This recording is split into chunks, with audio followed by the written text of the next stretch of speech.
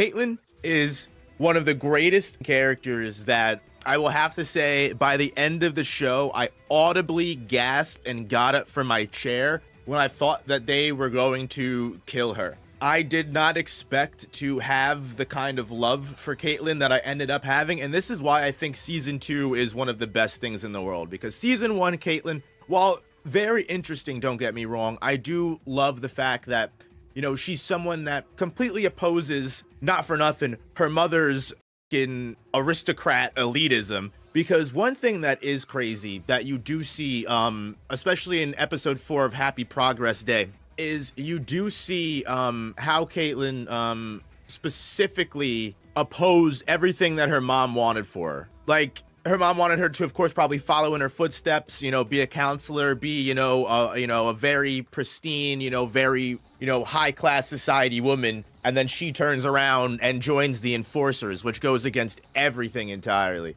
And I genuinely think that her strong will and everything that she has going for her, at least in Season 1 in the very beginning, gives her attitude. It makes her fun, especially with her dynamic with Jace as being childhood friends, or friends for as long as they've known. She's definitely a much nicer person than her mom, who was more than willing to turn Jace away as soon as he was deemed a criminal and Hex Tech was dangerous. But then as soon as Jace figured out Hex Tech, it was, oh, Jace was one of our brightest students. Off, lady.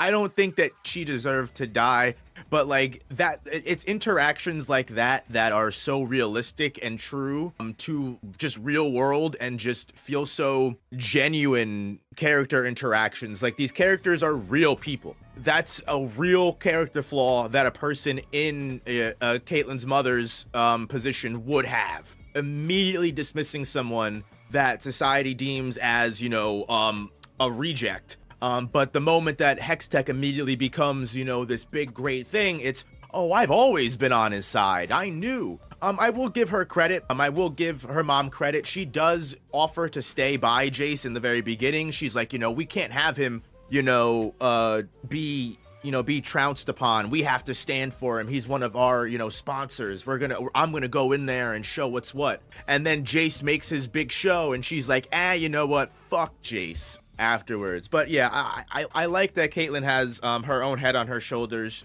She can sniff her mother's bullshit from a mile away. But the problem is Caitlyn is way too headstrong. She believes in herself way too much, and that makes her overconfident, which gets her into the entire situation with Jinx and Vi as a whole. Because instead of trusting Marcus, I mean, don't get me wrong, she wasn't wrong about Marcus. She was not wrong about Marcus whatsoever. He was a dirty bastard traitor that ended up getting Benzo killed, Vander killed. He caused everything and ended up taking Silco's side instead of holding the line like Garrison wanted to do. Garrison was a good cop. You don't get many of those anymore. Her going behind Marcus's back made sense, but her not immediately realizing what was what and still trusting in Marcus, even after she went to Zaun, met with Vi, got Echo and got the Hex Tech back and was going to, make the deal, bring Echo before the council, all that good stuff. And also seeing Caitlyn in Zaun is interesting, seeing her get broken down even more, because it's so funny. You think, I say that, she was more willing to look at different things, but still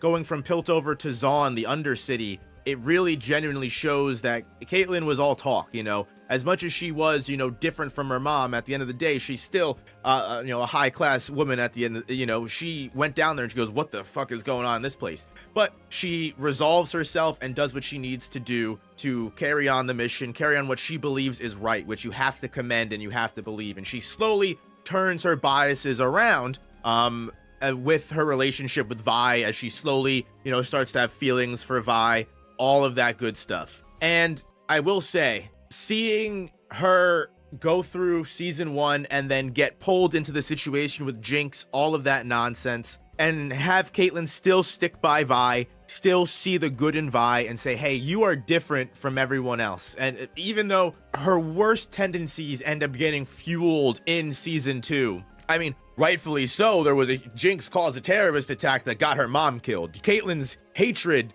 is very, very realistic.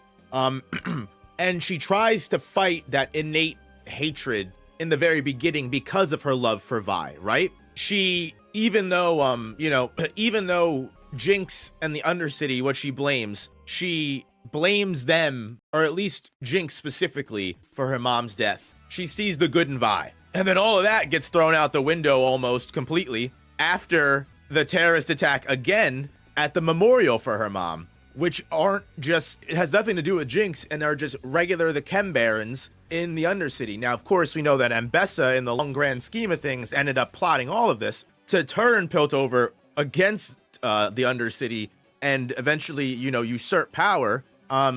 It brings out the worst tendencies in Caitlyn and even further drives her down that pit of hatred, because you see her in their first moment when she's like, how could they do this at a memorial, those animals? And and the camera focuses in on her mouth, and it's like, damn, that was different. That wasn't oh damn, these people that killed my mom, or Jinx for killing my mom. That was, these people are less than human to do this. And you see it for a second, and Vi tries to snap her out of it, and again, Jinx sticks with Vi the whole time. But again, you see how this next level hate can be born, because again, from Caitlyn's perspective, what the hell else is she supposed to think? These people just killed her mom, and they're trying to have a moment of peace and sincerity in a memorial, and these people attacked the memorial, and who knows what else these people are gonna be willing to do, right? That's what she has to think in this situation. So it's such a believable descent into hatred for someone to be consumed by their worst possible instincts and feelings. She wants to kill Jinx, and you even see in montages that Caitlyn is having her better judgment clouded by Jinx and terrorism. And of course, Ambessa fueling all of that, making her commander when she's vulnerable and in a very, very, very weak emotion, mental state. She just fucking basically broke it off with Vi. She just had that big fight with Savika and Jinx and failed to take out the person that she put all of this effort into doing. We already saw her going off the rails a little bit, but this is a moment where she could go off the rails entirely, especially having someone that's that mentally unstable in that moment be put into the largest position of power, with Ambessa giving her the general of everything. And then this is where I think we can see one of the first flaws of the rushed pace of season 2, and why I think there should have been 3 seasons instead of 2 seasons of Arcane, specifically because it would have been nicer to spend a little bit more time with this unstable Caitlyn in the general seat alongside Ambessa. We do get that big Paint the Town Blue music video of the Piltover occupation of the Undercity, and they're running people through camps, and they're running people through everything, and and they're doing, and you got Richter over here being an asshole. I mean, at the end of the day, he picked out the right person, but even from episode 4, you see Caitlyn pushing back against Ambessa, and I believe Caitlyn would push back against Ambessa, right? I believe she would. She's the right person to do that. She has, again, that strong head on her shoulders that we talked about. It makes sense that she would still oppose Ambessa and not want to do things by martial law and martial justice and just have Rictus fucking out in the streets beating the shit out of people, right? That's not how Caitlyn wants to do things. But again, what is a little upsetting is seeing her in the next couple of episodes just immediately find Vi and immediately turn around and be like, you know what? Honestly, nah, you know what? I was wrong. Let's turn against the entire Noxian army, and I love you, and let's do this. And sure, we do see Caitlyn still, return to Piltover as the general. Tensions are a little high, and we see Vi come back, and she's still tensions high with Vi because she's like, you didn't tell me Jinx was gonna be there. You didn't trust me completely. She's pissed at Vi for ultimately deceiving her, but still Caitlyn immediately is against the Noxian principles. And sure, I believe that Caitlyn would get to this arc. I believe everything that happens is justifiable to Caitlyn's character. It all makes sense. Everything makes sense.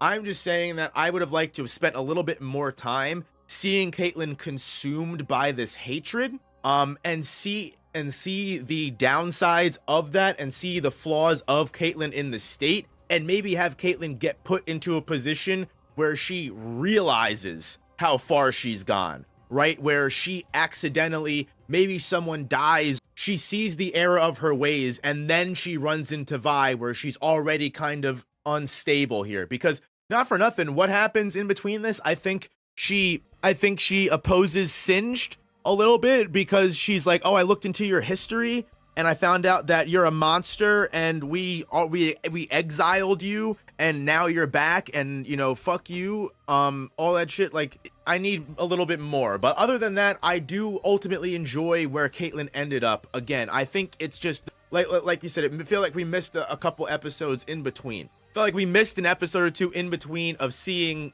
Caitlyn fulfill this transformation of the unstable general who's consumed by hatred, and then realizing how far she's gone and returning to her old ways. Because again, where Caitlyn ultimately ends up, I think it makes sense she would oppose Mbessa, re-team up with Vi. And the one thing I will say, her finale is great. Seeing her go up against Mbessa alongside Mel was definitely one of the most thematic fight scenes of the finale. And like I said, her short relationship with Maddie was believable, that she was so consumed by her hatred and so consumed by her work that she couldn't even enjoy the comfort of Maddie. That I believed. Again, I needed a little bit more. But the fucking betrayal is fucking crazy. That Maddie was like a spy, or Maddie was on Mbessa's side the whole time and put the nail in the fucking bomb to take out Victor. And